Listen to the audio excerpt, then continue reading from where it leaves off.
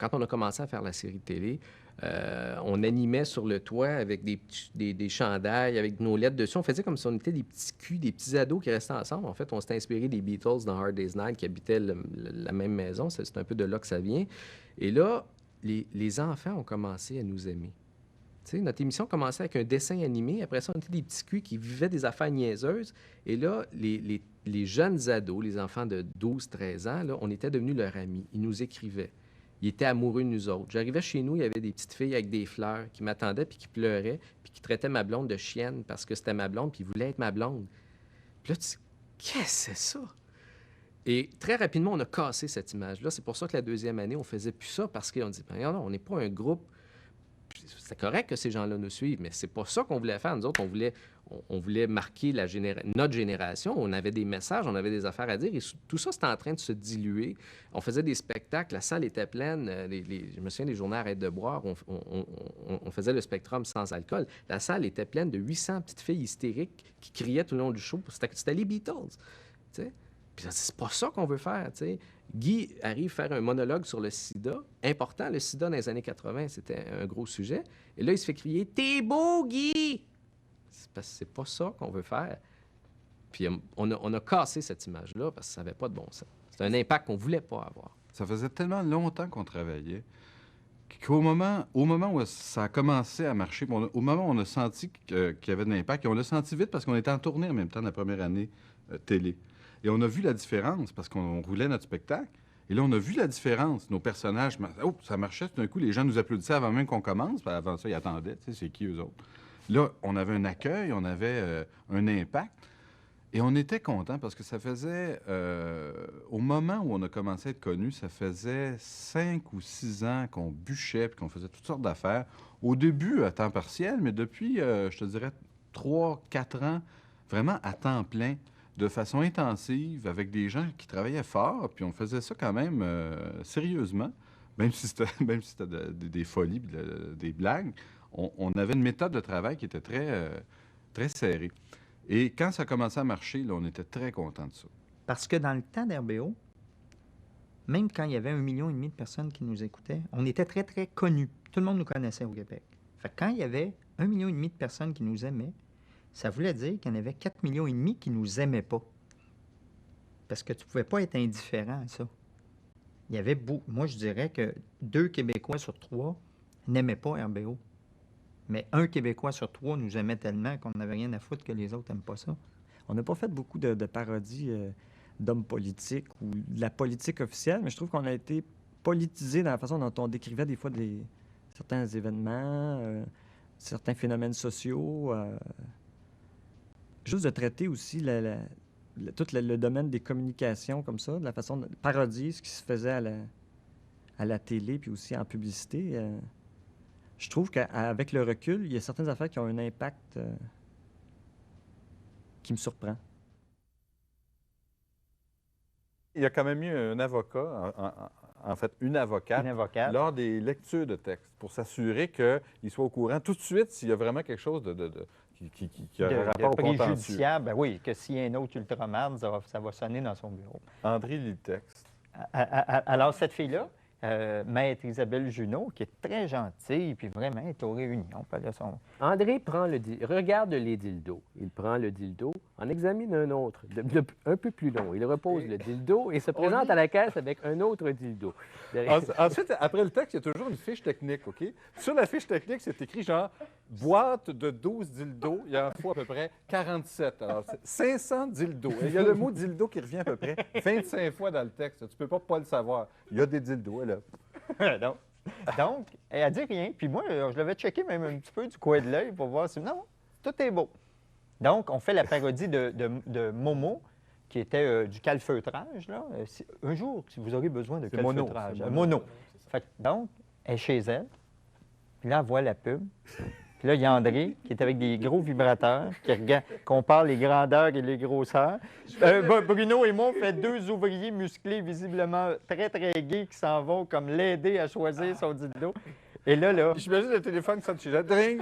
Isabelle, t'as pas laissé passer ça. Elle dit, je savais pas ça voulait dire quoi, un dildo? on avait dit, on va faire une parodie des Dames de cœur, et on se disait, puis André va faire André Boucher, ça va être écœurant, il va tellement y ressembler, il a la même grandeur, il va boiter, puis tout ça. Puis on écrivait des jokes, puis moi, dans ma tête, c'était bien, bien clair que c'était André qui faisait André Boucher. Puis là, on arrive à la lecture, puis on lit, puis des fois, on lisait, ceux qui avaient écrit les textes, des fois, quand il y avait des personnages, on lisait tout pour montrer comment on les faisait. Puis là, Yves, lui, à la fin, il dit, je m'excuse, il dit, c'est toi qui vas le faire, André Boucher. Je dis, ben non, lui, il va y ressembler. Le gars, il est pareil, il ressemble, tu sais. Prendriez-vous un petit café? Ça va super bien. Non, mais tu sais, on se disait, André, il met super bien, il va le pogner, tout ça. Puis Yves, il disait, non, ça va être toi. C'est drôle quand tu fais Mais, J'ai eu bien de la misère à le prendre, ça. moi, je sais. Oui, Mais parce c'est- qu'André boitait mieux. Ce qu'on aimait beaucoup dire, c'était à poil. On disait à poil dans ce sketch-là parce que, bon, on était dans le milieu du cinéma Du ou de cinéma, l'anti-cinéma, Non, un mais truc on dans le était genre. des apprentis comédiennes. Et, Voilà. Et puis on voulait disait baiser souvent pour à faire- poil parce que, bon, c'est la réalité du cinéma pour Voilà, une nana. voilà, tout à fait. Et puis, la question, c'est que quand, à un moment donné, je rencontrais des gens, il y avait visiblement des gars qui prenaient ça au premier degré, puis ils me rencontraient, je les connaissais pas, ils me disaient à poil. Il y avait deux Chantal. Il y en avait une sur le plateau de tournage, puis quand tu sortais, ça en était une autre. Parce que tu n'arrêtais pas de dire à poil, toi, même entre les textes. À poil, là! À poil! Non, mais à poil! Puis Oui, c'est ton quand- souvenir. Oh, ouais, j'exagère peut-être un peu. Mais là, peut-être avec un rêve que j'ai fait. Quand on a fait Snap et Bourdon à la première année de Lancer Compte, on regardait la série à la télé comme tout le monde, puis on réagissait, on écrivait, puis finalement, plusieurs semaines après, on avait la parodie. Je ne sais pas trop comment ça se fait, je ne sais pas trop qui, mais à la deuxième année de Lancer Compte, on a reçu une boîte. C'était un fan de l'émission. Un fan de Rocky Balzarin, Oui. mais probablement quelqu'un qui travaillait pour Lancer Compte. Monteur, oui. Et on a reçu Lancer Compte deuxième année, avant même que ça passe à la TV, de sorte que... Tu savais pas ça? Ben, c'est-à-dire que là, je m'en souviens, Ben, là, c'est mais ça. je ne l'avais pas mis dans mon petit sac de souvenirs. Mais hey, moi, c'est dans mes souvenirs parce que j'avais passé une nuit au complet à toutes les regarder. Ça t'aurait fait trop gros sac. Mais ça a fait en sorte que quand la deuxième année de Lancer Compte est passée, on était sur la parodie direct dessus. À chaque semaine, on était en même temps que le vrai épisode. Les gens ne comprenaient pas comment ce qu'on avait fait. Marina Orsini, Ben ça, oui. elle l'a Ça, pas compris. Ça, là, je pense que la raison pour laquelle c'est Bruno qui l'a fait, c'est juste qu'en réunion de lecture, Il n'y avait plus personne, il on l'avait jouait lu. tout puis- quelque chose. Non, mais je pense que c'était drôle quand il lisait. Il là. lisait. Ah oui, là, bon. Hey, je suis rendu mannequin à Paris. Mannequin à Puis Paris. c'est comme, ben OK, fais-le, c'est drôle quand tu le dis. Non, Fait que- moi, je me souviens très bien, Marina Ah oui? Orsini, dans Snap et Bourdon, je ne voulais pas la faire. Je vous jure. Et vous avez insisté pour que je la fasse parce que quand j'ai lu la scène, ben oui, ben oui. Je disais comme ça, vous avez ri, vous avez dit, oui. c'était drôle quand c'était fait. J'ai dit, non, je ressemble. C'est impossible que je lui ressemble. D'ailleurs, on a rencontré Marina Orsini sur Oui. le plateau, elle était venue nous voir. Ouais. Elle avait salué tout le monde, puis elle m'avait vu, puis elle m'avait Elle fixé, était genre, découragée. c'est lui qui m'a Oui, qui d'accord. m'a interprété, mais elle était gentille. Elle était Mais gentille, mais c'était Elle pourquoi? comprenait Elle pas. était non. effondrée, Pourquoi? je dirais. Effondrée. Gentille, mais effondrée. Tu sais que ça me fait encore rire, ça, parce que je trouve que toi puis moi, tout nu un côté de l'autre, là, Il y a quelque chose t'as d'irrésistible. beau écrire des bonifiez, textes, là, vous c'est vous dur à bonifiez battre. ça. mutuellement. Ouais. C'est dur à battre. Après ça, quand on nous dit, vous êtes pas fin de rire du physique des gens, on dit, ben, regarde nous autres, je m'excuse. Mais je suis sûr que même aujourd'hui, on n'a pas les mêmes proportions, mais je suis sûr que c'est encore drôle. Oui, mais quand Yves et André étaient de dos, les fesses d'André, ils arrivaient des genoux de Yves, puis les fesses de Yves arrivaient dans le dos d'André. Ringo, tu te souviens, André, on était en promo parce qu'on faisait des Richard shows Cage. Richard Cazès. de centre d'achat. Et puis, il y avait sur le show le fameux Richard Cazès, Caz ou Cazès, un chanteur de la région de Québec. qui parlait de son expérience, de son vécu. Et puis, il était big, le gars, tu sais, puis il parlait. Puis il dit, vous savez, dans ce métier-là, on suscite, on provoque beaucoup d'admiration, mais on suscite également beaucoup de jalousie. Puis là, bon, il parle de lui comme ça, puis vraiment sa carrière. Puis quand on a 25 ans de carrière comme ça, et qu'on a fait toutes les salles, puis là, le problème, c'est qu'après, il va chanter. Ah!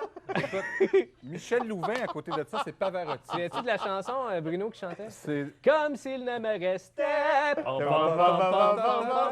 que quelques heures à vivre. Et nous autres, on est roulés par terre. Ici. On est en entrevue, puis on pleure de rire. Je me souviens de ça comme peut-être un des premiers sketchs dont on a discuté avant même de l'écrire. Je me rappelle, on était autour de la table, puis tu Tu sais, tu voyais des comparaisons. Il y a des gens qui comparaient les anglophones comparaient Robert Bourassa à Hitler. Voyons donc, c'est ça. Tu sais. Puis là, on était là autour de la table. On dit, ça se peut pas. Ça n'a pas d'allure de penser ça. Et on avait une émission de fin d'année à faire.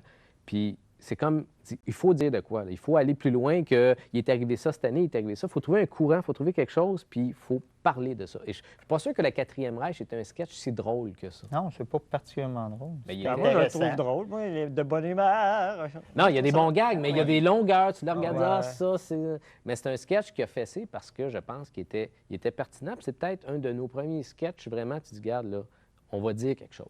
Alors, quand on embarque dans le nazisme et ces thèmes-là, on marche sur des œufs. Hein. C'est très délicat. Alors, pour que ça soit des certain... yeux aussi. Sur des yeux aussi. Pour que ça soit certain que ce soit bien interprété, on a commencé par, d'après un roman de John Paranoia.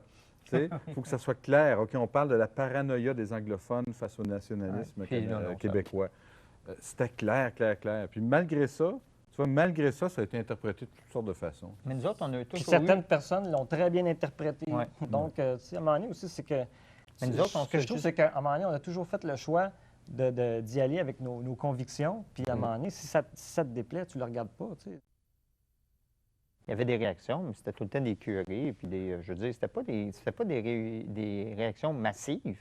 C'était juste des réactions organisées par des groupes organisés. Tu as 52 paroissiens qui écrivent une lettre ouverte dans la presse pour dire que ce sketch-là ne devrait pas être là et que nous n'aurions pas dû être à la télé, mais c'est 58 paroissiens. Nous, c'était des plaintes dans les journaux, tout ça, des gens de bonne foi là, qui n'avaient pas aimé ça. Maintenant, le commanditaire, où ça peut faire mal? L'argent est là, OK, on va menacer la compagnie de bière pour carotter sa commandite. On s'en va là. Ensuite, le diffuseur, OK, les lettres au diffuseur avec les menaces puis tout. Je ne sais pas si aujourd'hui ça passerait aussi bien. Alors que nous autres, jamais personne n'a appelé nettoyeur d'août. Moi, dans la vraie vie, je ne suis pas portée vraiment à m'habiller poupoune. Puis là, bon, pour les bénéfices du sketch, on m'arrange hyper poupoune. Et là, j'arrive sur le plateau et je me souviens que les techniciens, la réaction des gars et des techniciens en particulier était vraiment... je voyais que je faisais un effet bœuf. Chantal, ça faisait 7 ans qu'on te voyait à chaque jour, puis on réalise qu'on a une super pitoune dans notre groupe, puis on ne le savait Puis je pas. sentais que les gars avaient de la misère à me regarder dans les yeux. Tu sais, je sentais qu'ils travaillaient fort. tu sais. La première question qu'ils sont tous posés, c'est qui elle? C'est qui, elle? Là, ils ont su que c'était Chantal, ils ont fait « Wow! » Mais après, je me suis rhabillée ordinaire, puis ils ont fait « Oh! » J'avais un plaisir à jouer les cocottes stupides. J'adorais ça, faire ça. L'imitation, j'aimais ça aussi, mais je préférais faire des personnages, là, comme lorsqu'on avait fait Jack Travis, ou des personnages qui étaient vraiment en dehors de l'imitation, des créations qu'on faisait. Ça, j'aimais beaucoup ça. La première année, on avait fait la bouffe de chenou, puis on n'avait pas fait beaucoup, une coupe d'affaires, de l'ONR. Ça avait eu de l'impact. Alors, on s'est dit, on va faire d'autres recettes. Et là, on a fait une recette plus compliquée. Mais il faut dire une chose, je le faisais avec Chantal, qui avait quand même les nerfs assez solides, le cœur assez solide. Tu étais fait solide, toi. Pour moi, c'était pire en Pologne. Hein? mais alors, toute la saleté qu'on voit sur le plancher, on avait sali volontairement le plancher. Je m'étais sali les ongles d'orteil, les pieds, mais c'était du maquillage. Donc, c'était propre. La panne qui était supposément rouillée, dégueulasse, était propre. Et tout ça finalement, était immaculé. C'était super. Oui, c'est vrai. C'est vrai. Sauf que quand on a fait le vin en question, c'était absolument dégueulasse, mais à l'œil. J'étais moins habitué à ce moment-là de mélanger les ingrédients. J'avais mis de la crème de menthe dans le... Ça, c'était vraiment dégueulasse. Dans le Castillon? Oui, mais Dans le vin de chez nous. Je m'excuse, mais quand tu bois ton jus de grumeaux aux ongles d'orteil, là... Quand je le bois, là, il est remonté. Je voulais caler. Il est remonté jusque-là. Il a arrêté juste pendant la tête. Toi, tu étais là à côté, puis tu faisais même pas semblant de trouver ça dégueulasse. Oui, Tu n'avais même vrai. pas à jouer. Ah non, c'est C'était vrai. vraiment Cette comme... fois-là, c'était vraiment dégueulasse. Tu sais qu'un pied, ça se salit très rapidement. Hein? T'avais beau l'avoir nettoyé 2 minutes avant, là. C'est déjà plein de C'est du germes. maquillage. OK. OK. Je suis très dédaigneux. Alors, quand je faisais le chef Groslo, ma grande force, c'était de savoir tout de suite si ça allait écœurer les gens à l'écran. Je voyais l'assiette, je disais, ça ne m'écœure pas, donc ça écœurera personne. Rajoutons un petit peu de vert, colorant vert. Oh, ça commence à être dégueulasse. Il manque quelque chose, les vers de terre. On mettait les vers de terre dans le plat, ils ne bougent pas. On peut-tu les faire bouger? Faut que ça bouge, ça va être écœurant. On les aspergeait d'eau chaude, d'eau froide. L'eau froide, ils bougent. OK, c'est bon. Ça, c'était... Ça, c'est épouvantable. C'était écœurant. Ça m'écœurait d'abord, moi. Alors, je savais que ça allait écœurer le monde. C'est comme ça que j'ai fait le crastillon. On faisait des mélanges, des affaires. Rajoute la texture. Rajoute un petit peu d'affaires. Rajoute du verre. On en rajoutait. On faisait ça avec l'accessoiriste. Et puis là, on est tombé dessus. Puis on a dit, ça, c'était écœurant. C'est ça, le crastillon. Écoute, non seulement elle ne me ressemble pas, mais une fois, j'avais dit dans une entrevue il y a plusieurs années, quelqu'un m'avait dit, qu'est-ce que tu penses de Mme Brassard? J'avais dit, c'est une vieille crise de niaiseuse. Et mon gérant avait dit, ne dis jamais ça. Tu sais, il m'avait chicané, là. Ne dis jamais ça. Les gens aiment ce personnage-là. Je ne suis pas attaché, mon personnage. Le personnage, pour moi, c'est un outil pour faire des jokes. Alors moi, quand je vois un humoriste, puis tu me dis, il fait tel personnage, pour moi, ça, c'est rien, ça. Il faut que ça soit drôle. S'il fait ces personnages-là juste pour alimenter la recette, puis pour moi, ça ne m'intéresse pas du tout. Puis c'est la même chose pour moi, et même dans RBO, les gens nous disent « Ah, c'est bon, ce personnage-là, pourquoi il ne revient pas? » Parce qu'on n'a plus d'idée. Donc, on pouvait faire, par exemple, 5 M. Caron en ligne dans une saison, puis plus en faire pendant 1 an. Et la pression du public, ça ne change rien pour nous. Vous ne faites plus ce personnage-là? Non. Pourquoi? Bien, on n'a plus rien à trouver. Si on trouve une joke, on va le faire. Puis quand il y a des choses qu'on n'aimait plus faire, collectivement, on était tous comme ça, indépendamment de la pression du public, on s'en foutait. On s'en est toujours foutu. M. Caron est inspiré de toutes sortes de personnes que j'ai observées. Moi, dans ma jeunesse, j'ai travaillé dans un hôpital pour malades chroniques, donc il y avait beaucoup de personnes âgées qui étaient là. C'est inspiré aussi de certains membres de ma famille que je ne mentionnerai pas parce qu'ils sont toujours parmi nous.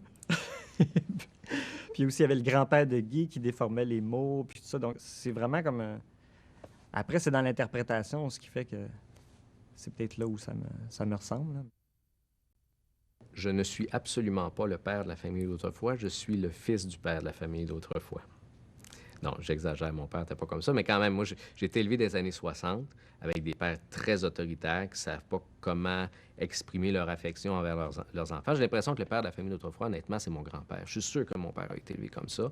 J'ai vu des photos de mon père quand il était jeune à côté de son père, puis c'est ça, c'est le fils un peu peureux, parce que tu sais que le bonhomme, là, si tu niaises trop longtemps, il t'en descend une, puis tu vas revoler à l'autre bout de la grange. C'était comme ça, puis c'est le Québec rural des années 30-40, puis mon père vient de là, puis moi, je viens de quelqu'un qui vient de là, forcément.